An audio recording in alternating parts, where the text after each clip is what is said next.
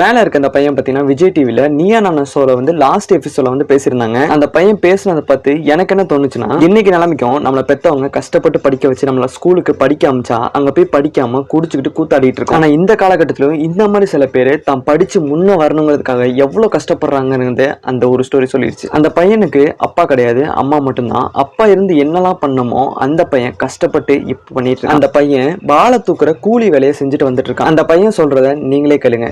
வாழைக்காய் ஜாம் செஞ்சுப்பேன். வாழைக்காய் தாறு. ஆமா. அது ரொம்ப கனமா இருக்காது. அது ரொம்ப வெயிட்டா இருக்கும். வெயிட்டா தான் இருக்கும். ஆமா. தலைகள்லாம் கிடக்குன்னு ரொம்ப ஆடிடும். எவ்வளவு தூரம் தூக்கிட்டு போகணும்? ஒரு 1/2 கிலோமீட்டர் 1 கிலோமீட்டர் தான் இருக்கும். சிட்டில தாத்துக்கும் போது 5 ரூபா கொடுத்தாங்க. இப்போ 10 ரூபா கொடுத்துட்டு இருக்காங்க.